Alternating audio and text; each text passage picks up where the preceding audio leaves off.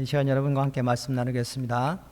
오늘 우리가 함께 나눌 말씀은요, 마태복음 5장 13절 이하에 나오는 말씀인데, 너희는 세상의 소금, 세상의 빛이라, 이렇게 예수님 하신 말씀에 근거해서 세상에서 우리 그리스도인의 역할은 무엇이고 우리가 또 어떻게 살아가야 할 것인가, 이런 주제 아래서 잠깐 말씀 나누겠습니다. 먼저 마태복음 5장 13절부터 16절까지를 교독합시다. 이것은 하나님의 말씀입니다.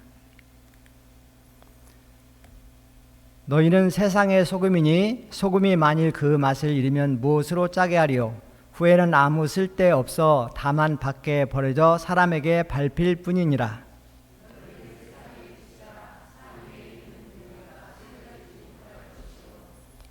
사람이 등불을 켜서 말 아래에 두지 아니하고 등경 위에 두나니 이러므로 집안 모든 사람에게 비치느니라.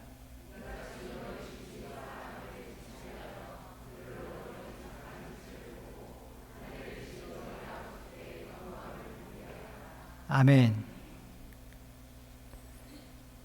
지금 전 세계 인구가 한 80억쯤 된다고 합니다.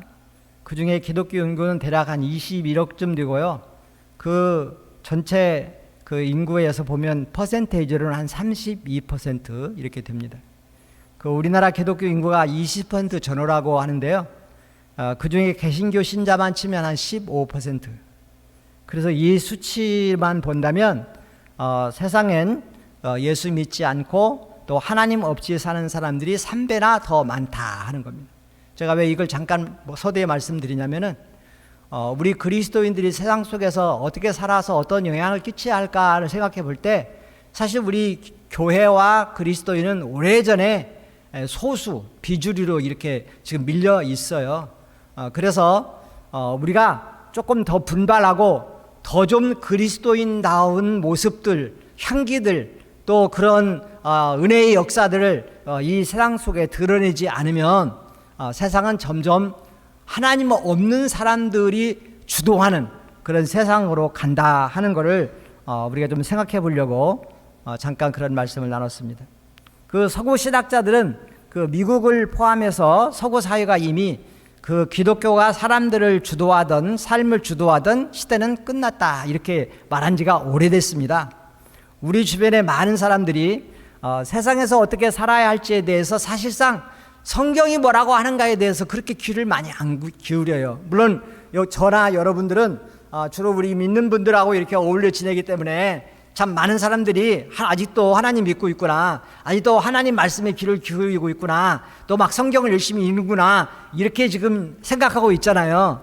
그런데 이것은 우리가 교회권 안에만 생활하고 있기 때문에 그런 생각이 드는 것이지, 교회 밖으로 나가서 세상 사람들이 어떻게, 그 세상 사람도 여전히 잃어버렸지만 하나님의 자녀고, 또 이 세상도 여전히 교회뿐만 아니라 하나님의 통치와 역사가 이루어져야 하는 곳이라고 우리가 생각을 한다면, 그런 모습을 볼 때에 저래서는 안 되는데 라고 하는 생각을 우리가 조금 해야 할 거다, 이런 생각이 듭니다. 그래서 요즘에는요, 사경유를 해도 막 광고들을 많이 안 하는 것 같아요. 저는 20년 미국에 있다 여기 와서 좀 약간 그런 느낌이 생소하더라고요. 왜냐면 제가 여기 있을 때만 해도 부흥제표를 하면 옆 교회에서 오면 그 주변에 모든 교회도 와서 은혜받고 막 플랜카드 걸고, 그 다음에 또 사람들이 다니면서 집회 있다고 소개도 하고, 그런데 요즘은 그렇게 안 하는 것 같아요. 왜 그렇게 안 하는가 봤더니 실수 있게 하려고 그러죠. 해봐야 소용없으니까. 사람들이 안 오니까. 그래서 실제로 보면은 사경회를 열어놓는 것보다 성공학 세미나 같은 거, 이런 거 하면 사람들이 또 그렇게 많이 모여들고, 미국에서도 보면은 여러분 잘 아시겠어요? 레이크 우드라는 교회 조엘 오스틴 목사 알지 모르겠어요? 그 미국의 제일 큰 교회인데요.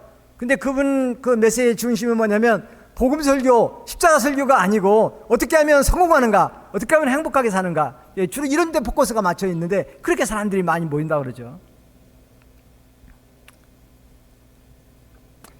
그래서 요즘에 정말 예수님 따라서 십자가를 지고 그렇게 주님을 섬기며 사는 사람들이 칭찬받기보다는 조금 안 돼 보인다, 그렇게 약간 느낌이 들진 않을지 모르겠습니다. 그래서 만일에 이런 세상 풍토 이렇게 보면은 우리가 좀 더 뜨거워지지 않으면, 왜냐면 보세요, 세상 열기가 막 차갑잖아요. 근데 내 몸이 열이 막 나면은 그 차가운 열기가 별로 문제가 안 돼요. 내 몸에서 막 열이 발산하니까. 그래서 괜찮아요. 근데 몸이 열이 없는 사람들은 밖이 조금만 추우면 어떻게 됩니까? 금세 몸이, 손이 차가워지기 시작해서 오그라들고 이렇게 되는 거잖아요. 그래서 이 시대의 그리스도인은 어떻게 살아야 되느냐? 뜨거워야 된다. 우리가 더 열정적이어야 된다.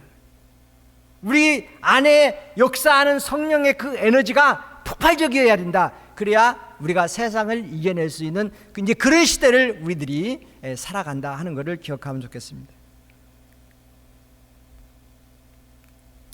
그 한때 교회가 세상을 이끌던 시대가 있었습니다. 그런데 잘 아시겠지만은 문화사적으로 르네상스나 산업혁명이나 또 모더니즘이나 포스트 모더니즘이나 이런 일련의 과정을 이렇게 거쳐가면서 사람들의 생각이 바뀌었어요.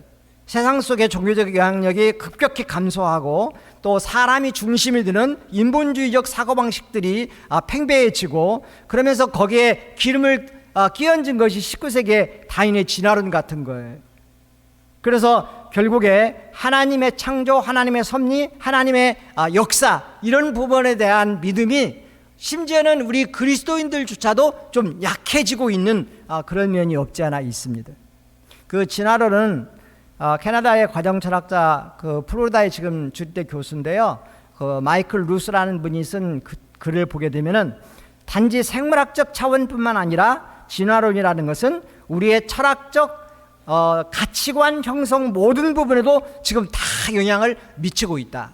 그러니까 하나님이 살아서 역사하시고 하나님의 그 섭리 속에 하나님이 창조할 때의 그 모든 뜻과 계획이 다 그 하나님의 그 주권적 역사 속에서 성취되어 간다. 이렇게 믿는 믿음을 가진 사람들이 점점 줄어들고 있다.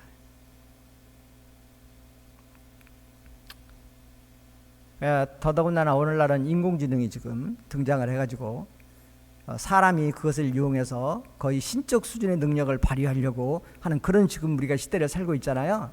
그래서 앞으로 우리가 신앙으로 산다고 하는 것이 어떤 것이며 또 우리는 어떻게 대비해야 할 것인가, 우리가 좀 고민을 해야 할 그런 시대를 우리가 살고 있습니다.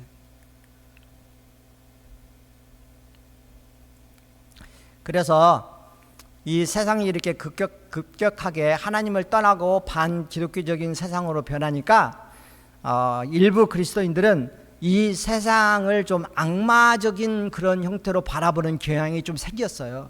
그래서 세상을 멀리하고 내 믿음 신앙을 지키면서 경건하게 살아야 되겠다. 그래서 약간 스피리추얼 게토 같은 거를 만드는 그런 사람들로 생겼습니다. 그래서 그 집단 신앙촌이나 기도원이나 수도원 이제 이런 것들이 많이 생겼어요. 물론 지금은 좀 덜하지 않나 싶어요. 오히려 이전 단계가 더 심했던 그런 측면도 있어요. 그렇지만 지금도 예를 들어 미국 같은 경우는요, 그 아미시라고 하는 공동체는 미국 펜실베니아 중부 지역에 주로 많이 거주를 하는데, 그 현대 문명을 거부하고 자기들만의 그런 개토화된 세상 속에서 살고자 이제 이렇게, 여기 지금 보면은 복장도 미국 개척 시대의 그런 복장들을 하고 이렇게 지금 있는 모습을 그림 하나 볼 수 있습니다.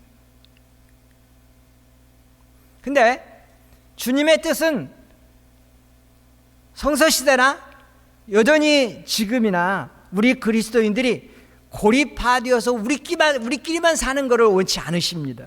오히려 적극적으로 세상 속에 들어가서 거기서 빛과 소금의 역할을 하며 살아가는 것을 기대하십니다. 주님은 그리스도인들이 세상에서 이런 역할을 하면서 하나님을 증거해서 세상이 타락해지는 것을 완전히 우리가 정화시키거나 막을 수는 없을지라도 좀 더 느리게, 그리고 어떤 곳에서는 하나님의 놀라운 은혜의 역사들이 더 승리할 수 있도록 그렇게 하시기를 원하십니다. 그래서 그리스도인들은 적극적으로 불신자들과 섞여서 살아야 한다고 생각합니다. 여러분들은 교회에 다니신 지가 조금 오래되면 그 불신자 친구가 좀 몇 명이나 있습니까? 불신자 친구가 좀 있어야 됩니다.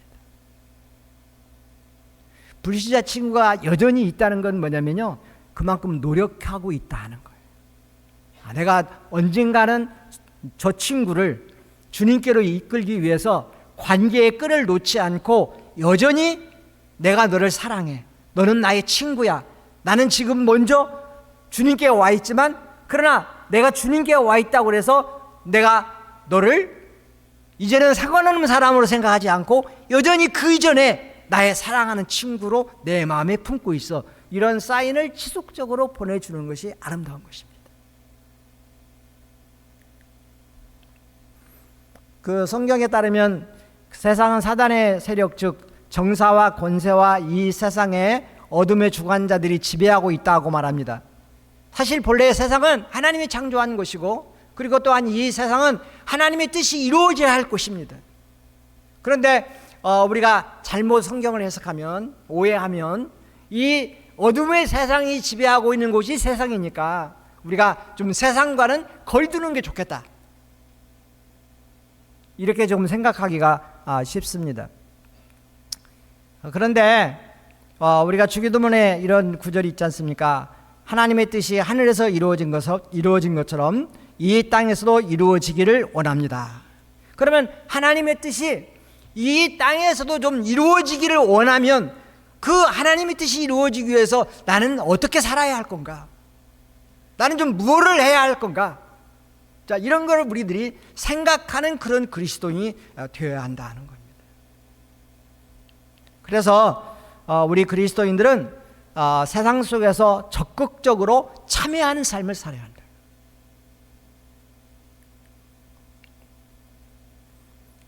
그 사단이 하나님을 대적하는 최선의 전략 방법은요, 사람을 공격해서 죄에 빠뜨리는 거라고 합니다. 자식이 망가질 때 가장 괴로운 분이 누구겠습니까? 부모님이겠죠. 이 땅의 모든 사람은 하나님이 지으셨기 때문에 하나님은 아버지시지 않습니까?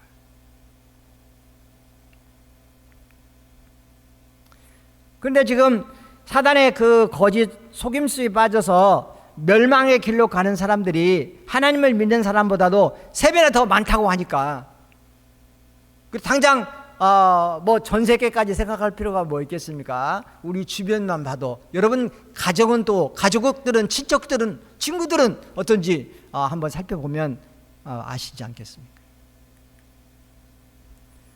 이렇게 숫자만 놓고 보면은 마귀가 득세하는 것처럼 보이는 세상인데요, 근데 하나님은 그 예수 그리스도의 대속을 통해서 사실상 이미 승리를 거뒀어요. 최후 승리는 세상에 있지 않고 교회에 있고 사단에게 있지 않고 하나님에게 있어요. 그리고 신앙의 관점에서 보면 이것은 이미 테텔레스타, 이미 이루어진 거예요. 완성형인 거예요. 그렇지만 이 과정 속에 살고 있는 영원이라고 하는 시간 속에서 일정한, 어떻게 보면 찰나에 가까운 과정 속에 살아가고 있는 우리 인생은 항상 마치 우리가 패배자인 같은 그런 느낌을 지울 수 없는 그런 세상을 살고 있습니다. 그래서 우리는 항상 신앙의 차원에서 한 번 더 이미 우리는 이긴 전쟁이다 라고 하는 것을 되뇌일 필요가 있습니다. 그 요한일서 3장 7절 8절 말씀 보면은요, 하나님이 예수님을 이 땅에 보내신 목적이 뭐냐면 마귀의 일을 멸하려고 했다. 그럼 마귀가 하는 일이 뭔가? 마귀는 거짓말로 사람들을 유혹해서요, 죄를 짓게 만들고 그 죄로 인해서 결국 사람이 멸망하게 만드는, 그것이 마귀가 하는 일이잖아요. 그러면 마귀가 하는 이 일은 우리가 잘못 오해하면 안 되는 게, 마귀를 멸하려고 하다, 마귀의 일을 멸하려고 했다 할 때에 마귀를 인격체로 만들어서 무슨 사람 죽이듯이 마귀 죽이는 것이 마귀의 일을 멸하는 게 아니고, 마귀를 멸하는 게 아니고 마귀가 하는 그 일이 실패하게 만드는 거. 하나님이 그렇게 하셨다는 겁니다. 마귀는 사람들을 거짓말로 속여서 죄를 짓고 멸망하게 하잖아요. 그런데 하나님께서는 그 죄를 짓고 멸망하는 사람들을 어떻게?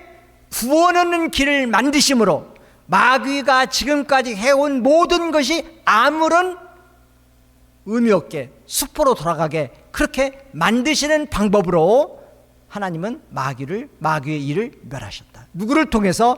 예수님의 대속을 통해서. 그래서 우리도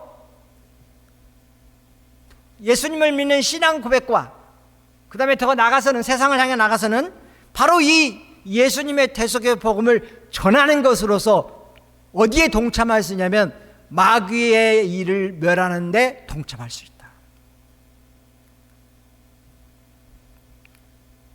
그 마귀는 하나님이 자기를 멸망시키려고 하나님의 아들을 세상에 보내셨다는 것을 아마 막연하게라도는 알고 있었던 것 같습니다. 그래서 수단 방법을 다 동원해서 예수님을 죽이려고 했잖아요. 권세를 탐하는 헤롯을 부추겨 가지고 그 어린 아이를 살해하게 해서 결국 예수님을 메시아를 죽이겠다고 하는 그런 의도였죠. 그렇지만은 하나님께서 예수님을 보호해서 마귀가 실패했죠. 그리고 나중에 또 예수님이 장성한 후에는 사단이 또 예수님을 회유합니다. 그 회유책 우리가 여기 본문에 나와 있는데요. 성경 말씀 읽지는 않겠어요. 거기 보게 되면은 뭐 세상의 부귀영화, 재물, 또 명예 이런 것들을 가지고서 예수님을 유혹합니다. 그런데 예수님이 이런 시험을 참 이기셨으니까 다행이다 이렇게 생각을 하게 할 때가 있지만, 그러나 사실 그렇게 생각할 필요도 없어요. 왜? 하늘의 모든 부귀영화를 내려놓고 죽기까지 하나님 아버지의 뜻에 순종하기 위해서 이 땅에 오신 예수님이신데 이런 시험에 넘어가겠습니까? 넘어가는 것은 우리들이죠. 물론 이런 유혹의 조건들이 가벼웠다는 건 결코 아니에요. 아마 우리들 차원에서는 웬만하면 다 넘어갈 것 같아요. 요것에. 그렇지 않아요? 돈에 우리 넘어가잖아요. 세상 권세에 넘어가잖아요. 육신의 쾌락에 넘어가잖아요. 웬만하면 다 넘어가지 않습니까, 사람들이?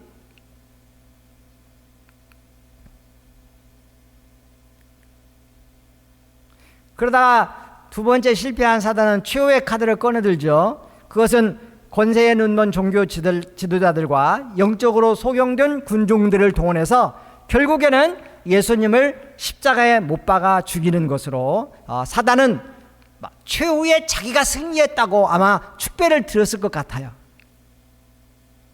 그런데 사단이 하나 결정적으로 모르는 게 있었던 것 같습니다. 하나님께서 예수님을 통해 사단의 일을 멸하고 죄인을 구원하려고 하실 때 어떻게 그렇게 하시는지 그거는 몰랐던 것 같아요. 이게 무슨 말씀이냐면은, 자, 예수님이 죄 없으신 예수님이 죽으심으로, 이거를 조금 바꿔 말하면 사단이 죄 없으신 예수님을 십자가에 달려 죽게 만들므로써 사단은 어떤 패착을 놓았냐면 죄 없는 예수님을 죽이는 치명적 실수를 했어요. 하나님은, 이건 제가 그냥 상상력이에요. 여러분 성경을 이렇게 해석하는 건 아니에요. 그냥 오늘 상상력으로 조금 말씀드려요. 하나님은 사단에게 이렇게 선언했을지 몰라요. 봐라, 네가 나에게 잘못해서 내가 너에게 벌을 주고 너를 추방했지. 그런데 너는 나에게 항상 얘기를 해. 그러면 제가 하나님께 죄를 지어서 추방당하고 벌을 받으니 누구라도, 천사라도 사람이라도 심지어 예수님이라도 잘못한 것이 있고 죄가 있으면 벌을 받아야죠. 근데 너는 죄 없는 예수님을 십자가에 죽였어. 나는 그 예수님의 생명으로, 그 예수님의 죽음으로 세상의 모든 죄인들을 그 예수님의 죽음 안에서 죽은 걸로 간주해서 내가 세상 사람들의 죄를 용서할 거야. 사단은 반항하지 못했을 것 같아요. 항거하지 못했을 것 같아요. 이렇게는 얘기할 수 있을지 모르겠어요. 아니, 예수님은 한 분인데 한 분의 그 죽음으로 어떻게 모든 사람을 구원합니까? 이미 하나님의 창조 원리 속에 그게 들어있는 거예요. 아담 한 사람은 아담 한 사람이 아니라 인류를 대표하는 아담입니다. 그래서 아담의 범죄로 모든 사람이 죄인이 되었잖아요. 그런데 두 번째 오신 아담 예수님도 마찬가지로 모든 인류를 대표하는 참 죄 없으신 사람 예수님이었어요. 그분의 죽음은 죄 없으신 예수님이라 예수님 자신을 구원하기 위해서 죽음을 죽어야 하는 아무 그런 관련이 없어요.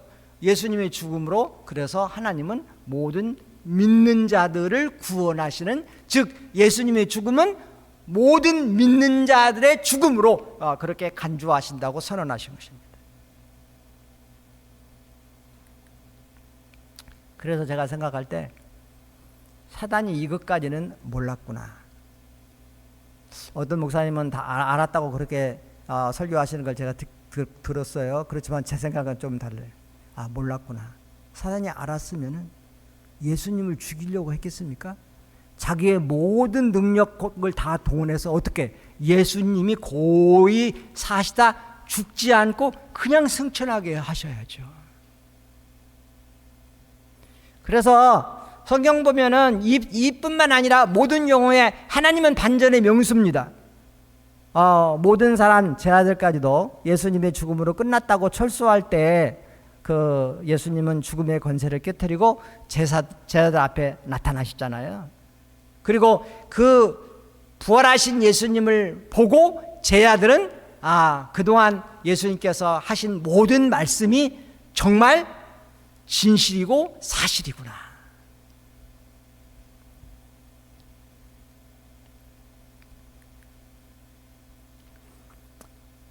예수님은 우리 그리스도인들에 대해서 여러 가지로 말씀을 많이 했는데 오늘 본문에서는 너희는 세상의 소금과 빛이라 이렇게 말씀을 했어요.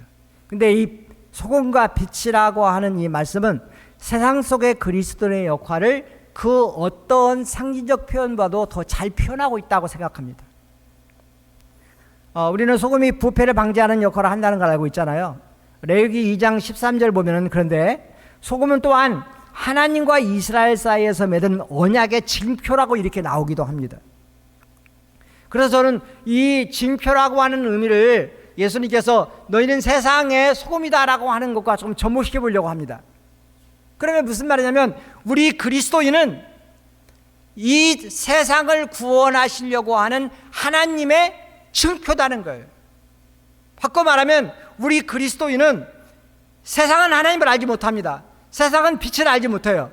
그래서 하나님은 우리 그리스도인을 세상 속에 주심으로 우리 그리스도인의 신앙과 삶을 통해서 하나님을 마치 반사경이 빛을 비춰주는 것처럼 그렇게 비치게 하시기를 원하십니다. 오늘 본문의 말씀은 이렇게 표현했어요. 너희 착한 행실로 하나님 아버지께 영광을 돌리게 하라. 물론 여기 착한 행실이라고 하는 것은 우리의 그냥 윤리도덕적 선행을 의미하는 것보다는 우리가 주의 말씀을 따라 살고 그 말씀에 순종할 때 그렇게 사는 것이 결국에는 선하고 아름답게 세상의 빛으로 비춰지게 될 것이라고 하는 그런 의미로 저는 이해를 했습니다. 그래서 그리스도인은 하나님이 세상 속에서 역사하는 스팟이다. 거점이다는 거예요. 이 세상은 사단의 권세와 지배 아래 있다고 그랬죠. 그런데 우리가 예수님을 믿고 이제 구원 얻음으로써 더 이상 우리는 사단의 종이 아니라 사단에게서 벗어나서 하나님의 자녀가 되었고 하나님의 통치와 하나님의 그 지배 아래 순종하며 살게 되었어요. 그래서 어떤 물리적인 플레이스라는 장소라는 개념에서보다 우리 그리스도인 한 사람 한 사람이 세상 속에서 흩어져 살고 있는 그리스도인 한 사람 한 사람들이 바로 거기가 하나님의 나라가 이루어지는 것이고 바로 거기가 하나님의 통치와 하나님의 역사들이 일어나고 있는 지점이다라는 것입니다. 이 말은 우리 그리스도인들이 나는 모르는 사이에 그냥 나는 교회 나와 예배를 드리고 하나님 말씀에 따라 순종하면서 세상 속에 나가서 그 믿음에 합당하게 살려고 노력을 하고 또한 그 하나님의 그 은혜와 사랑을 누군가 나도 부족하지만 나보다도 더 부족하네, 나의 도움이라도 필요하겠네, 그런 사람들에게 나누고 이렇게 살아가는 특별하지 않는 그냥 일상적인 그냥 작은 소자에게 조금 베풀면서 마음만 있으면 할 수 있는 그런 수준 정도로 그렇게 베풀면서 살아가는 그런 것을 통해서 하나님은 다른 곳이 아니라 바로 거기서 하나님의 나라 통치가 이루어지게 하신다는 거예요. 이것이 세상 속의 그리스도인의 의미다는 거예요.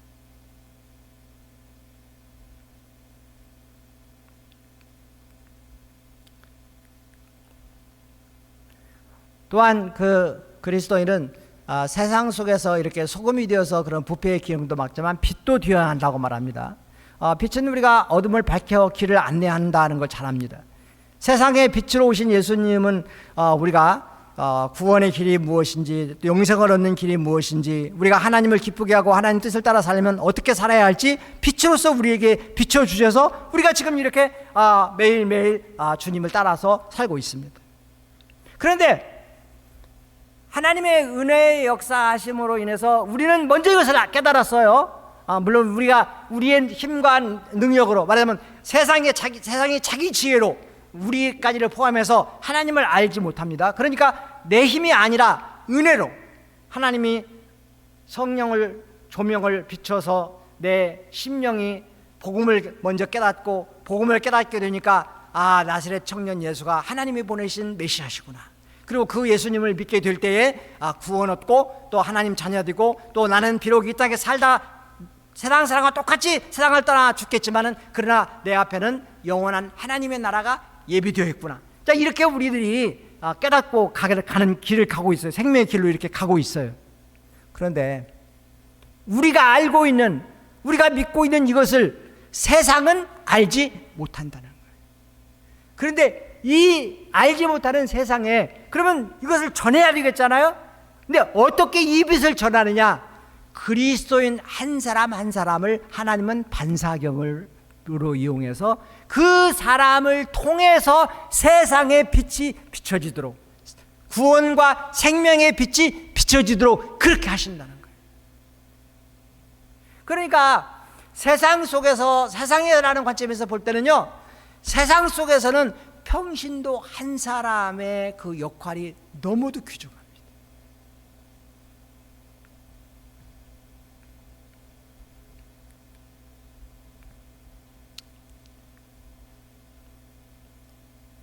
그래서 우리 그리스도인들이 이제 하나님 앞에서 기도하고 이렇게 할 때 한번 깊이 생각해 봐야 할 것이, 어떻게 하면 복을 많이 받을까, 어떻게 하면 부자로 살까, 어떻게 하면 잘 될까, 어떻게 하면 내 아들이, 내 딸이, 내 가족이 뭐 이렇게 하는 그런 차원을 이제는 조금 넘어서서 뭐를 생각해야 하냐면, 하나님의 나라와 통치라는 관점에서 어떻게 하면 내가 하나님의 빛을 필요한 사람들에게 곳곳에 반사해 줄 수 있는 그런 사람, 그런 삶을 살 수 있을까? 왜? 나는 너무도 약한데, 나는 너무도 부족한데, 하나님의 은혜 안에 있지만 여전히 세상의 유혹과 욕심으로부터는 온전히 자유롭지 못한 그런 사람인데, 어떻게 내가 그 거룩한 빛을 사람들에게 비춰줄 수 있을까? 거기 그 자리가 우리가 기도할 자리다. 그래서 기도해야 되겠구나. 그래서 훈련받아야 되겠구나. 그래서 우리가 함께 협력해야 되겠구나.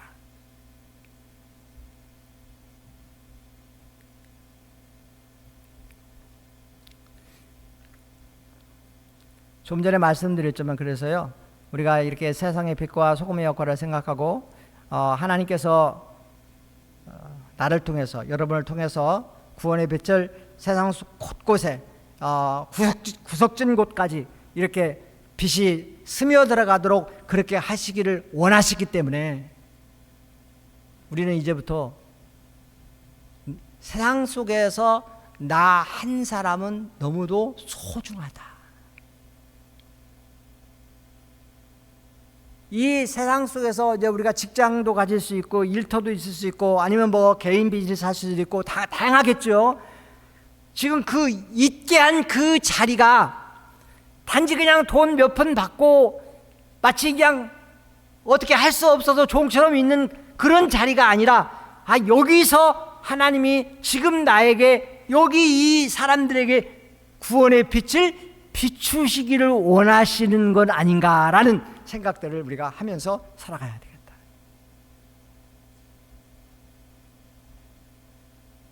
그래서 세상 속에서 우리 역할을 놓고 생각을 할 때에 저도 목사지만은요, 목사보다 여러분이 훨씬 더 중요한 역할을 합니다. 물론 목사님들이 안 하신다는 거예요. 목사님들 얼마든지 세상 속에서 그런 역할을 하시죠. 그러나 한계가 있어요. 세상에 우리는 직업을 갖고 있지 않습니다. 세상에 직업을 갖고 있지 않기 때문에 세상 속에서 어쩌면은 불신자들, 어쩌면은 하나님을 오래전에 떠난 사람들, 그런 사람들을 그렇게 많이 만나지 않습니다. 그래서 우리가 목회자들보다 나는 귀한 사람이구나, 세상 속에서 내 역할이 있구나.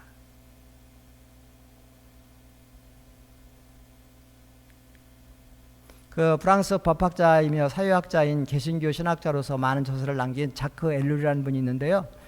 이분이 이렇게 얘기해요. 오늘날 기독교의 위기는 세상 속에 진정한 평신도가 없기 때문이다. 약간 이 말씀이 여러분에게 부담이 될지는 잘 모르겠어요. 저도 포함시켜서 하는 말이니까요. 무슨 말이냐면은 우리가 교회 안에서만 신앙생활 하는 것으로서 점점 이렇게 축소되는 경향에 대한 이야기예요. 우리가 여기서 은혜를 받고 우리가 여기서 서로 힘을 모았으면, 그러면 그거를 어디에 가서 세상 밖에 나가서 원자폭탄 터뜨리듯이 터뜨려줘야 돼요. 곳곳에서 터뜨려줘야 돼요. 네덜란드의 신학자는 호켄디크는요, 모이는 교회와 흩어지는 교회라는 개념으로 설명을 했어요. 우리는 모이는 교회 아닙니까? 지금 여기 모여있는 교회잖아요. 그러면 그 다음은 어떻게 해야 되겠어요? 우리가 주중에는 흩어지는 교회, 곳곳에서.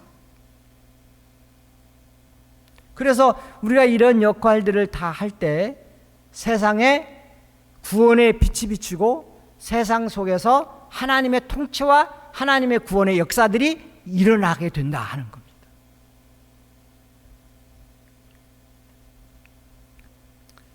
그래서 우리 그리스도인들은 세상에서 믿음의 선한 싸움을 싸우라고 파송된 하나님 나라 군사라는 의식을 좀 가지면 좋겠습니다. 사실 군사 전쟁은 곧이고 힘든 거죠. 그냥 집에서 편하게 지내는 것 같겠습니까? 어떻게 보면은 그래서 그리스도인들은 적진에 침투한 특공대 같은 그런 마인드로 신앙생활을 하는 게 맞다고 그래요. 실질적으로 초대교회 교인들이 그렇게 신앙생활을 했어요. 그런데 우리가 사람은 일부의 상황과 환경의 영향을 받으며 살으니까 지금 우리는 좀 편한 세상이기는 해요. 그러다 보니까 우리가 그런 생각들을 많이 잊어버렸어요. 그런데 한 번 더 우리가 조금 더 전투적인 그런 마인드를 회복할 필요가 있다, 그런 생각을 하게 됩니다. 바울이 디모데에게 권면했습니다. 매일 성경을 읽고 기도하고 그리고 또한 양들을 돌아보는 일에 힘쓰라. 이 말씀을 가지고 우리가 한 번 더 우리에게 권면을 해본다면, 여러분, 우리도 세상 속의 평신도로서, 세상 속의 그리스도인으로서의 우리 역할이 있으니까 어떻게 우리가 여전히 말씀을 읽고 기도하고 또한 그 가는 곳곳마다에서 우리가 뿜어낼 수 있는, 터뜨릴 수 있는 에너지의 그 강도를 훨씬 지금보다 좀 키워야 한다 하는 거예요. 그렇게 해서 우리 그리스도인 한 사람 한 사람들이 세상 속에 나가서 그 구원의 빛, 하나님의 그 사랑을 이렇게 비춰주는 그런 반사경의 역할들을 감당한다면 세상은 지금보다 훨씬 더 하나님의 뜻과 통치가 이루어지는 곳으로 발전해 나갈 수 있다 하는 겁니다. 근데 우리는 그것을 안 하면서 어떻게 얘기를 하게 되냐면, 세상은 점점 악해진다. 결국 이 세상은 주로 멸망할 것이다. 그리고서 우리들이 움츠러들게 될 때에